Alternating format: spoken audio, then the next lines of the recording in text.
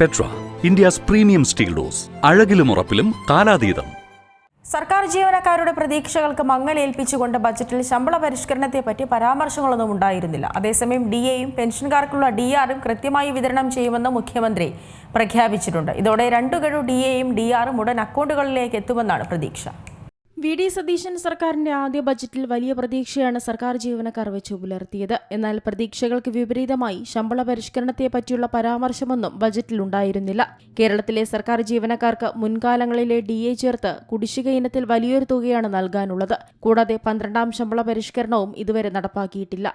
ഇതിനിടെ ലക്ഷക്കണക്കിന് സർക്കാർ ജീവനക്കാർക്കും പെൻഷൻകാർക്കും ആശ്വാസമേകുന്ന പ്രധാനപ്പെട്ട ഒരു കാര്യം ബജറ്റിൽ ഉണ്ടായിട്ടുണ്ട്. വിലക്കയറ്റത്തിന് ആനുപാതികമായി ജീവനക്കാർക്ക് ലഭിക്കേണ്ട DAയും പെൻഷൻകാർക്കുള്ള DRും ഇനി മുതൽ സമയബന്ധിതമായി വിതരണം ചെയ്യുമെന്നാണ് പ്രഖ്യാപനം. ഇതോടെ വരുന്ന 9 മാസത്തിനുള്ളിൽ 2 ഗഡു DAയും 2 ഗഡു DRും ജീവനക്കാരുടെയും പെൻഷൻകാരുടെയും അക്കൗണ്ടുകളിലേക്ക് എത്തുമെന്നാണ് പ്രതീക്ഷ.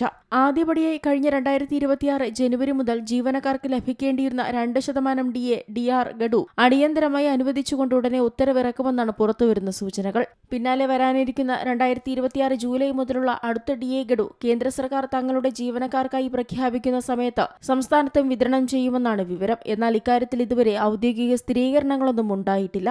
കണക്കുകൾ പ്രകാരം 40,000 കോടിക്ക് മുകളിലാണ് സംസ്ഥാന സർക്കാർ ജീവനക്കാരുടെ DA കുടിശ്ശിക. ജീവനക്കാരുടെ പ്രതിഷേധങ്ങളെ തുടർന്ന് കുടിശ്ശികകൾ താൽക്കാലികമായി നൽകാൻ പഴയ സർക്കാർ തീരുമാനിച്ചിരുന്നു.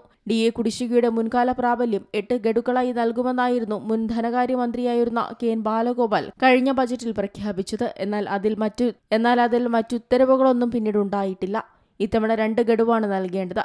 ഇത് നടപ്പാക്കുന്നതിനായി ഈ വർഷം 9,000 കോടിയിലധികം രൂപ വേണ്ടിവരും. കണക്കുകൾ പ്രകാരം സർക്കാരിന്റെ മൊത്തം കുടിശ്ശിക ബാധ്യതയായ 48,733 കോടി രൂപയിൽ ഏറ്റവും കൂടുതൽ വിഹിതം സർക്കാർ ജീവനക്കാർ, അധ്യാപകർ, സർവീസ് പെൻഷൻകാർ, കുടുംബ പെൻഷനുകാർ എന്നിവർക്ക് നൽകാനുള്ള ക്ഷാമബത്ത കുടിശ്ശികയാണ്. 2021 ജനുവരി 1 മുതൽ 2026 ഫെബ്രുവരി 28 വരെയുള്ള കാലയളവിലെ ക്ഷാമബത്ത, ക്ഷാമാശ്വാസം എന്നിവയിൽ മൊത്തം 36,057 കോടി രൂപയുടെ കുടിശ്ശിക ഉണ്ടായിട്ടുണ്ടെന്നാണ് റിപ്പോർട്ടുകൾ. Business desk, Zee Malayalam news.